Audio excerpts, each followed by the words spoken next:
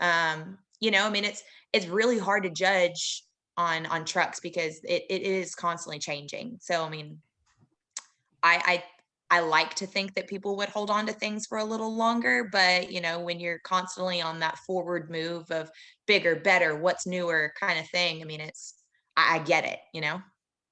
Definitely, definitely. Um, so what just happened is I'm looking at the Zoom meeting right now, and I forgot to press record, but we still have enough time for like a good episode. So I just pressed record. We're all good. Great first episode so far. So I might, we'll just keep going. It's all right. No big deal. You're good. Um, I think with the Jeep World, how many clubs are you in? I'm in three. 3 clubs. Is there a different atmosphere being in a Jeep club compared to a truck club? Yeah. I mean, Jeepers, it's a cult. A And cult. it's a cult, being with Jeepers and going and doing off-road things and the Jeep meets and things like that. The Jeep clubs that I'm in, they do some wonderful stuff. They're constantly giving back to the community in any way that they can. And I think that's phenomenal, but it does not change that it is a cult for sure. I, But, I think I think go you're ahead. almost correct on a lot of people see it like that too. Yeah. I mean, they're very, very specific. And, even on their Facebook groups down to, we talk Jeep here, and it's very, very specific how they run things. I can't even knock it. The truck clubs that I'm part of, they do, meets and stuff like that. And every once in a while they'll do something where, like around Thanksgiving or something like that, they'll go out and kind of give back to the community. But it's not the same, not the same at all. Jeepers kind of hold each other together as family, I guess. It's just it's a little bit different. And I mean, they have truck clubs that are like that, the same as they have bike clubs that are like that. I mean, everybody's got their own little deal, but there's just something real different about being in a Jeep club for sure. Well, it's almost like with the Jeep club, you can go off-roading as a group. You can go do a lot of things as a group. More Hmm. with the truck club, there's a mixture of guys that don't want to go off-roading or do want to go Yeah. off-roading. So there's a lot more, possibilities to hang out and, just do some, wild stuff. Yeah. I think with the Jeep scene, I think it's like we said, it's trying to be introduced a lot more into the truck world. They're getting more and more into shows. They're winning more and more in shows, and you see them. There's almost, you know, they've shown their presence at SEMA. They're basically there, and they're there to stay. Do you think the Jeep scene will continue to grow, or do you think it's hit its peak? I think it's already definitely well on its way. I know this weekend, was it last weekend, weekend before, that we had Lone Star Throwdown over in Conroe. This weekend they had Lone Star Jeep Invasion and on the same property. And it, from what I understand, like hundreds, if not thousands, of Jeeps showed up. I mean, that's a pretty cool thing, and it's getting bigger and bigger and bigger. And all the Jeep shows that they, or I say shows, but meetups that they have, at the beach. We're actually going to go and do one in June that it's supposed to be pretty big down in Port Aransas, and it should be pretty interesting to see how many Jeeps show up, considering those beaches are always full of Jeeps anyway. And realistically, Jeeps, you can show a lot of creativity. There's so many options to do literally anything. There's brands out there that cater to every part on the Jeep. You know what I mean? So there's a lot of different possibilities. There's most likely no Jeep out there that is, the same. Yeah, There's no. so many different customizable options, like, from the doors to the roof to the windows and everything like that. There's some of those options you're not gonna get with a normal show build. Oh, absolutely. And I mean, even the mentality of how Jeepers want their Jeeps done, they all have some, new little corny or, kind of quirky. Quirky is the word I'm looking for. Yeah, They're yeah. much quirkier than, truck people. And so it's kind of cool. It gives you like a whole nother space to be creative in. And it's really neat. The Jeep world is definitely kind of like you explained, a cult. I think there is a lot of there's a lot of diehard Jeep fans that'll almost never own anything else. Do you think the Jeep world gets a bad rep for being too in depth with the scene? I I I don't necessarily think that it's a bad rap. I think that they're just really intense. Like Jeep people are really intense. And, being somebody that comes from doing truck builds and things like that, kind of getting immersed with some of these clubs, it's pretty wild. I mean, these people, some of them, it seems like they almost just revolve around their Jeep. I completely agree. Um, there's a lot of pride. I see a lot more pride when it goes into Jeep builds and stuff like that. Like we talked about all in JKU, you look at that thing and it's almost like it's so good. It's so nice of a build. It's almost an eyesore because I'll find myself scrolling through um, the search page and I'll see the Jeep, I'll just see one picture and I'll just take a glance at it and it'll almost hurt my eyes because not in a bad way. It's almost just so much that Yeah. it's out there. It's definitely out there. I mean, it's a purple and white camouflage Jeep. I mean, Yeah. it doesn't have full doors or a full roof or nothing like that. So it just really throws off the normal shape of a Jeep. And it's got everything, that you could ever want on it, I guess. I don't think it's over the top, but I think it's definitely different. And I think they really achieved what they were going for.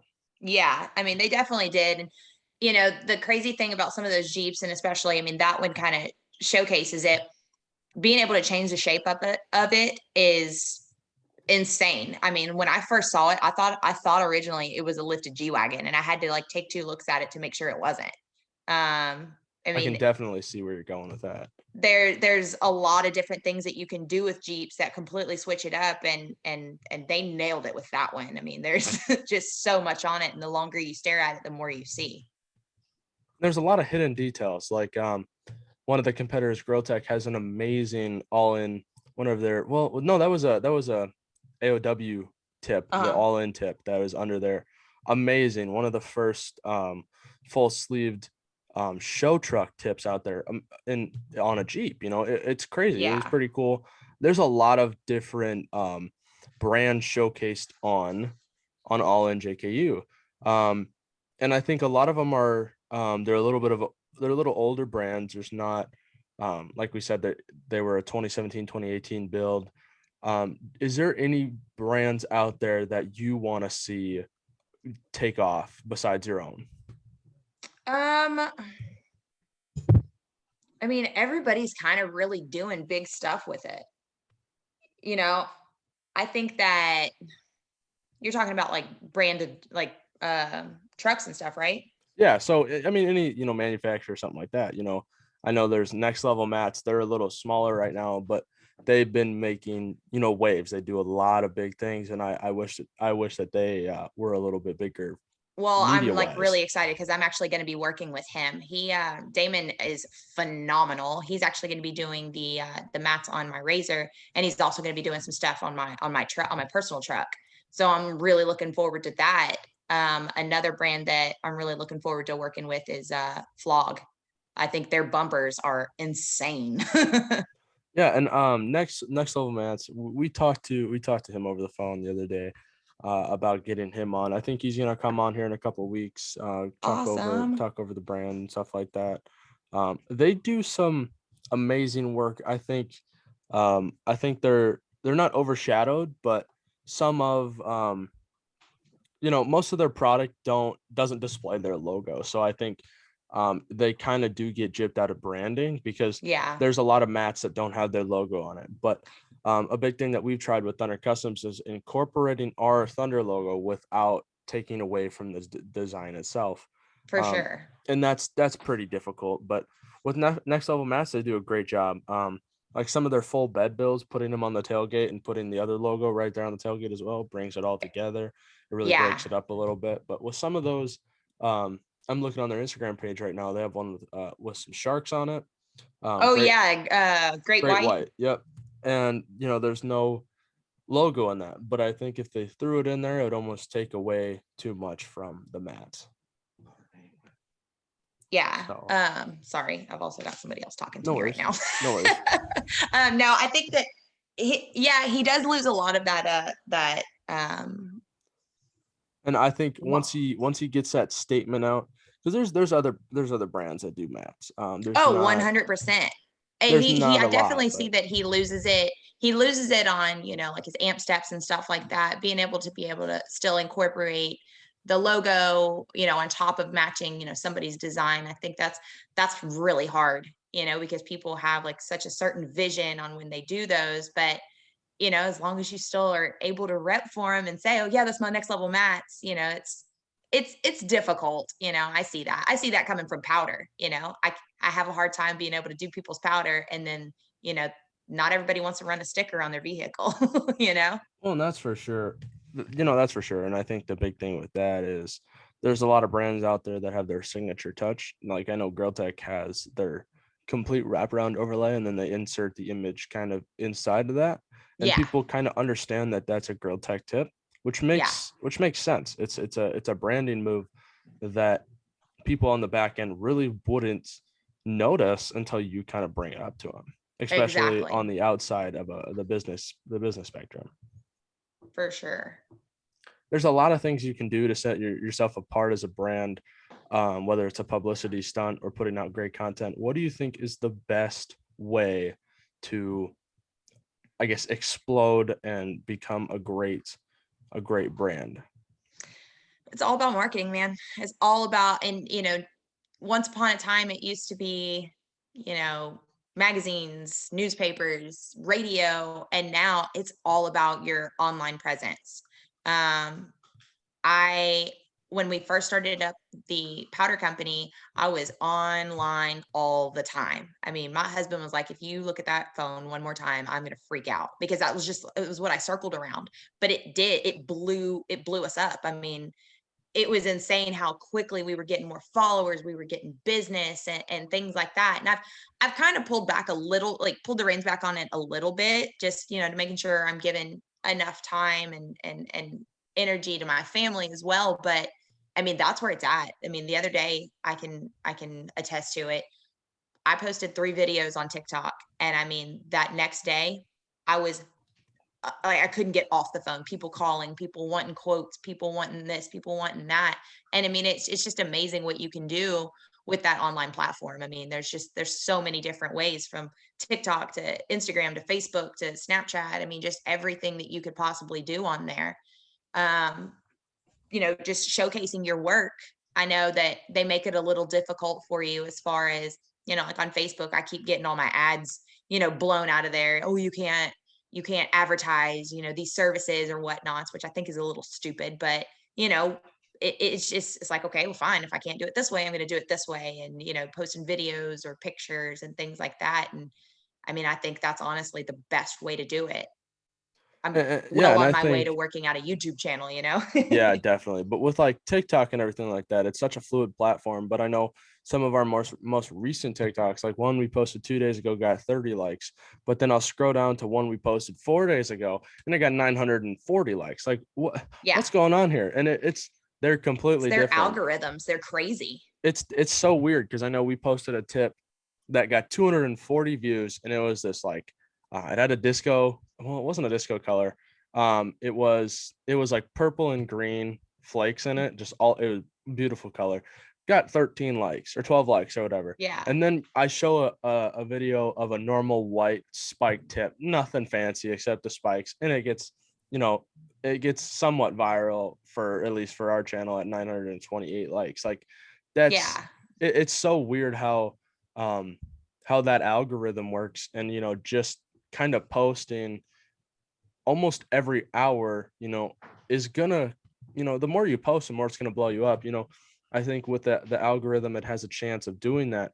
With Instagram, it's a little bit different because the feed is all the same and you're For gonna sure. see it. But with the algorithm, you have the potential to reach out to so many different people. Absolutely. I mean, the cool thing with Instagram is, you have that opportunity that you blow up your followers. And so all your followers are seeing your stuff. But then the moment you promote something, it blasts it out to, a ton more people that aren't even following you yet. And I like that. I like to be able to have that option. On TikTok, you don't have that.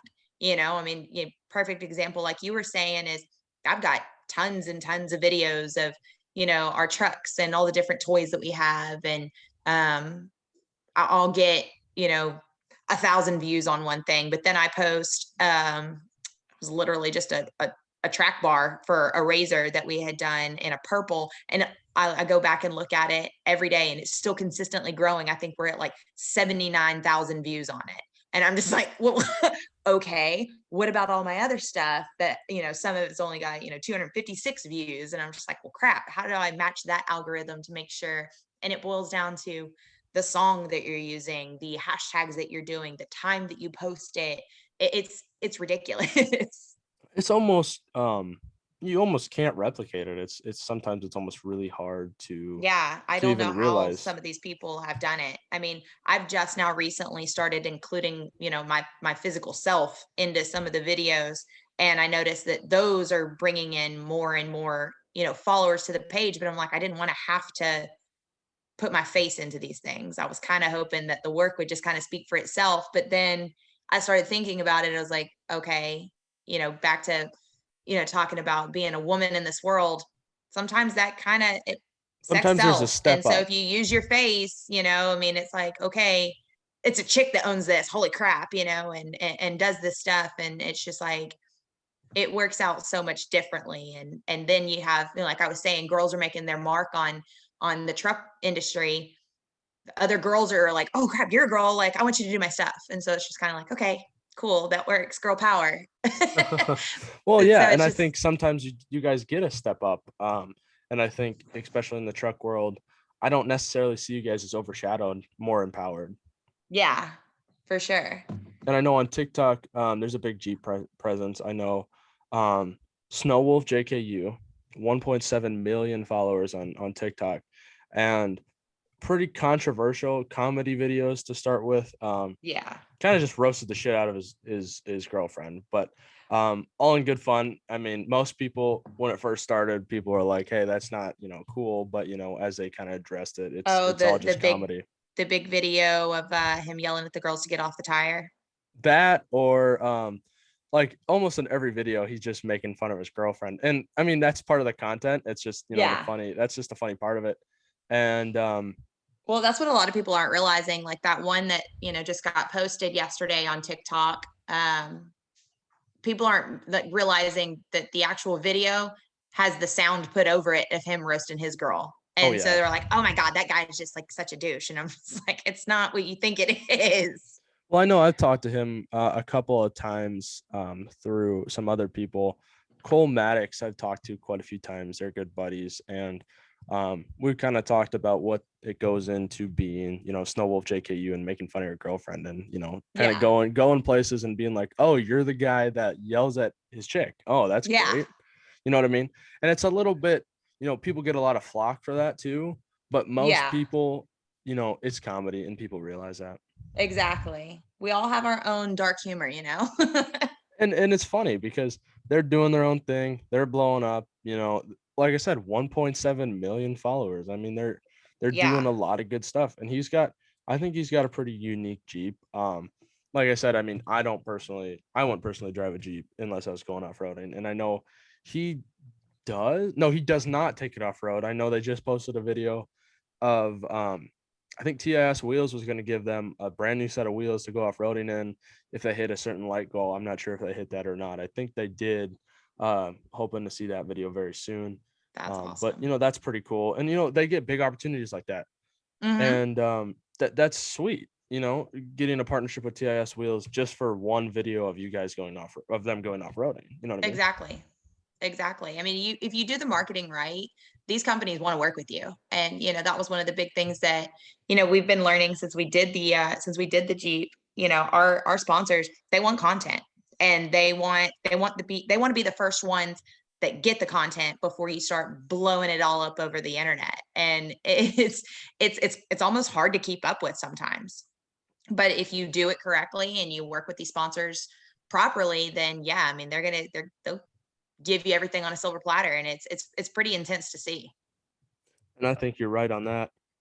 There's a lot of space for that. I think all you got to do is ask. That's realistically all you can do. The worst you're going to get is a no. Yeah, absolutely. And that's why I don't really hate when people reach out to us for sponsorships and stuff like that. Hmm. It does get a little repetitive, especially when you got a clapped out shit box and it's basically stock. Like, I mean, So most of them are true. younger guys and they don't know that yet, that that's not the space for them. But Hmm. with all due respect, there's a lot of pride that goes in that too. Oh, 100%. I've got guys, I've got a guy that I work with that I give him a hard time for having a shit box, and he rebuilt it, and watching it come together, the number of people that'll, pull up to our shop and be like, yo, is this truck for sale? And he's just like, no, he's like, I'm not planning on selling this for quite some time, but people have offered him $50,000 for his truck, and he's just like, no, I'm not ready to let go of it. And I've got some respect for that. I've got a lot of time for that, because I think that, he's not done with it. He's still got more things that he wants to do. And, I mean, that's really cool. But, it's also, like you were saying, those people that show up with these clapped out vehicles, and, I get it all the time in the powder business. People are like, hey, are you looking for someone to rep your product? And I'm like, what do you mean? They're like, oh, well, would you sponsor my truck? And I'm like, no, but No, like, not really. what else do you got going on with it? Are you a SEMA build? Are you this? Like, those are the things that right now, because I'm still so new and still so small, like, those are the things that I want to work with. I want to work with SEMA builds, because I know I'm going to get the proper, recognition for it. But, it's the little guys too. I don't want to forget about them. So, I've got younger guys that are coming to me, and they're like, hey, could you hook me up with just um, maybe like a discount or something like that? Well, okay, well, what do you plan on doing with your truck? It's not just, I'm looking for a daily driver, kind of situation. I want to know that you're going to go out and really rep the product. And there's a lot of people we've worked through, and sponsors are somewhat difficult, but I think really dishing out a good amount of product, because I know we gave away probably $2,000 to $3,000 worth of product to start with, and Hmm. some of the people realistically aren't a sponsor status, but they gave me the capabilities to show what we can do, and Hmm. it's all commendable. So the Oh, for big thing sure. with that is if people give you free reign on stuff and you can do whatever you want, you can showcase your skills. I think it's almost smart to do that. Oh, absolutely. I've actually got a guy that is getting a truck bought right now, and is wanting to bring it to my shop. And he was like, I'm giving you full creative reign on it. He's like, I want you to do everything to it. And, I don't really need to be part of it. I just want you to, hand me over the finished product. And I'm like, holy crap. This is And gonna be an those are the intense funnest build. projects. Those are the, For the sure. funnest projects. For sure. And I love this job because the creativity that goes into it is nuts. And I know I'm working with a lot of other brands, and one of the brands that I have going on is we need a magazine, and we were gonna go out and look for magazine sponsors and stuff like that. And Hmm. the big thing with that was they'll give you discounts. I mean, yeah, that's cool, great. They'll give you discounts, and then the magazine, instead of being $5, it'll be $3. Okay, three Yeah. dollars. Think about that. Okay, I can make a magazine for like I think it was like $1.80 an issue, and I can control what goes into that magazine. Um, whether that's sponsorships, branding, other brands, stuff like that. And the content that really goes into play, because there's a lot of these automotive magazines out there that really don't showcase automotive related material. Um, I know I got a motor market magazine sitting right here on my desk. Half of it is car content, but half of it's ads. I mean, it's it's not, it's not what a lot of people want to see. Yeah. Exactly. And I know with that, I mean, you have to have ads, but the way we're going to try to set it up is mostly content, because Yeah. that's what a magazine's supposed to be. It's supposed to be content and, throw some discounts in the back with the sponsors and stuff like that. But I think, there's a lot of um, good possibilities with that as well. I mean, the creativity behind it to, make a magazine is pretty fun. I mean, it's a little stressful to get everything going. Um, But the biggest thing is, hey, do you guys want to be in a magazine? Yeah, sure. I mean, that's easy as that. Yeah. Um, it's not super hard to get people interested in free publicity.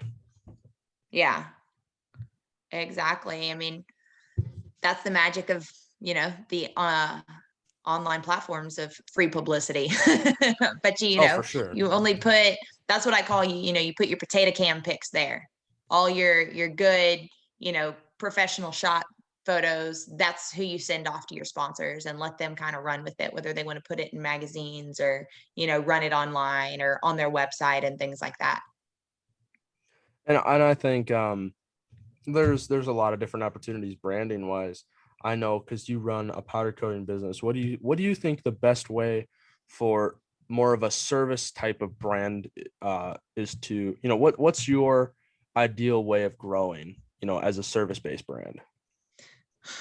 I mean, I'm forced to do, honestly, online marketing for it. I mean, there's not really any other way. I mean, I'm running stickers on my vehicles. Our Jeep has our big logo on it and things like that. We're about to change up some stuff on there that gives people the opportunity to be able to find us online and things like that. But you can only do so much. I'm not going to go run a big ass billboard for powder coating. For sure. And working with our kiddos, their schools, we're able to get some marketing space on magazines that they have come out through the school, or billboards that they put out around baseball fields, football fields, those kinds of things. But it's still very, very local. And I'm honestly trying to grow on a national base. I'm slowly but surely picking up out of state business. People are down to ship back and forth, and that's appreciated. And I just slow but sure growth with that. I don't want to overtake it too quick and bury myself down and stuff, and that to a point that I'm putting out shit product. But it's it's a day by day move on that. And the biggest thing, I think the biggest success for starting up brands is, cold calling, is reaching out to people and say, hey, this is what we've got going on. I mean, if you're interested, thank you very much for, giving us the opportunity. If not, no worries. Absolutely. But I And think I that's do the that. biggest thing. I go show up to a lot of the shops around here in in town. I go to every mechanic shop, every dealership, that's selling brand new vehicles, and I'm handing out stacks of business cards constantly to be like, hey, don't forget, if they're wanting something different on their truck, or if you have somebody that's looking to put a new lift kit in and they need it done, like, hit me up. I've got a pretty quick turnaround. I'm putting out quality work. I've done this, and this, and it adds that extra element, to one, reaching out into the community and being able to spread the word of my business, for one, and then two, building that business and those relationships to have constant, small stuff. It's pretty nice. Being in powder, we get a lot of older people that want to bring us their patio furniture, and then they tell their friends, and then they tell their friends, and it's that word of mouth is huge. So as long as you continue to put out the quality stuff and you do it in a timely manner, eh, I live in a small town, that word travels real fast. And there's a lot of powder coating people around here. I mean, there's Oh, probably, I mean, most of them are agriculture powder coaters, but I know I can reach out to 5, 10 people that do powder coating within the area. I mean, I don't need the service because I do it all myself, but yeah, there's a lot of different options. And I mean, we do a lot of small powder coating for whether people want to do, a set of wheels, or, we've done a couple frames for sprint cars and stuff like that. Um, absolutely. there's a lot of opportunity with that. Powder coating really doesn't see, an end. And that's, like you said, with Cerakoting and texture coating. We're hoping to try to get off-road line of tips going here with Thunder Customs soon, for the Jeep community, because I know there's a lot of guys that want to go off-roading and also want to look good, but don't want to run. If you run a powder coated tip, you're going to scratch it up. Oh, absolutely. And I think Absolutely. that's a lot of the difference between, I mean, you can tell it visually, whether it's a pavement princess or not, just looking at the undercarriage and looking what real wheels and suspension they run. Oh, for sure. For sure. And I think, there's a lot you can do. There's a lot of different paths you can run, and I think choosing your own path is the biggest thing. I don't think you should have to copy anyone. um, there's a lot of cool things to take inspiration off of, but I think Mm. if you focus on trying to build your truck or your ATV or whatever just like the other guy, you're not going to get recognized for it. Yeah, and the recognition that you're going to get out of it is going to be bad because, we've actually been through that. We had somebody that tried to copy our razor and did not work out well for them. Oh yeah. And I know Because I the mean, hardest thing with starting a brand, I mean, powder coating's a little different because it's a service based. yeah, It's a little easier to not get flack for it. But I know when smaller brands start, it's really hard to get going because you have to have such a good product where people would rather buy yours than just buy someone else's because they'd rather buy someone else's even if it's a little more expensive, but they also have a name behind them. They wouldn't want to buy yours if you're brand new, you know. And people, especially in the exhaust tip industry, there's a lot of people that say copy paste. I mean, yeah, but that was like the first couple weeks, first couple months. Well, first couple months. I mean, it's already been the first couple months, so you haven't been around that long. But especially the first couple weeks was, you know, copy paste, copy paste. I'm like, well, there's like 8,000 wheel companies. Do you just say everyone's the same? No. yeah, So, I mean, there's room. There's definitely room. for sure. And as long as you make it, put out the quality work, that's what people want. I've gotten flack before because of pricing, and with powder, you can have one price on one thing, and the guy down the road is going to do it for half the price. And I'm like, well, that's fine. He can do it for half the price. But when it comes back, or you're bringing it back and it's crap work, then you'll come to me and you'll wish you had just paid, the price that I had and gotten the quality work done. And It's that's a hard to lot beat of, that sometimes. yeah. And people kind of fail to understand what it really costs for custom work. I mean, Mm-hmm. it's a lot of time. People really don't understand how, we're pouring our time into directly your product. There's a lot of things you can order over a website and, it'll get to your door, right?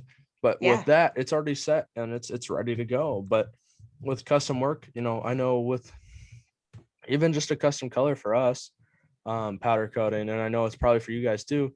It's instead of doing a white, you're doing an illusion blueberry. You got your time tied up for another hour and a half, 2 hours, Yeah, exactly. and paying Uh, for labor really realistically ain't cheap. yeah. I mean, our powder coating, our business, this is how we feed our family. The guys that work for us, this is how they feed their families, and people, they seem to think that it's all just so simple. But if I'm having to fire my oven up and I'm putting multiple layers of stuff on your your parts to make sure that you're getting the look and the color that you're looking for, you're gonna have to pay for that. You're gonna have to pay for those multiple layers and everything else that goes into it, the prep. I mean, all the outgassing and degreasing and stuff like that. I don't just get that degreaser for free. you Oh, know? for sure, for sure. And I think I was talking to Cap King the other day, hoping to have them on as well. Mm-hmm. Um, we talked about a set, how much does a set of caps cost? And I realistically didn't know what they cost.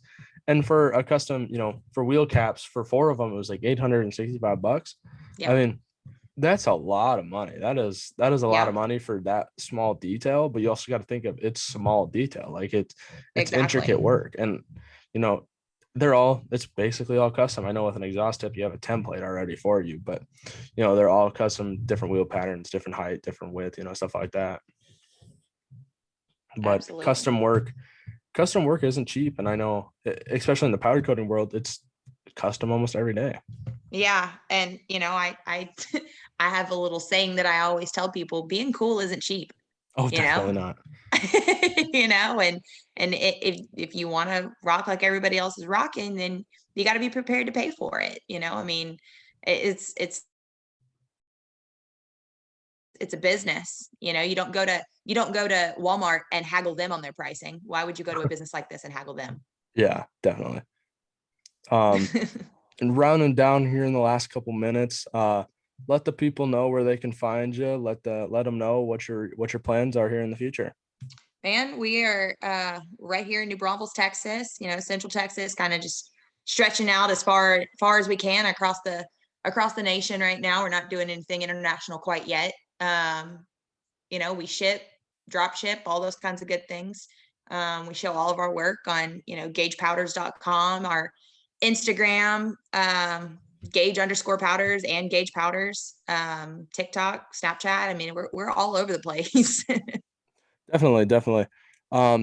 So great first Dirty Hands Clean Money podcast hosted by the Cold Seal Marketing Group. It was great to have you on. Glad to have you on as the first guest. Absolutely. Let me know. We can always do this again. I'm always down to do this kind of stuff. Definitely. I'm hoping to have maybe throw a bunch of people in, powder coaters alike, have a big old conversation on that. Absolutely. There's tons that we can learn from each other, because I know I'm learning new stuff every single day. For sure. So we'll end this here, and we'll get at it. Hope everyone has a great rest of their day. Absolutely.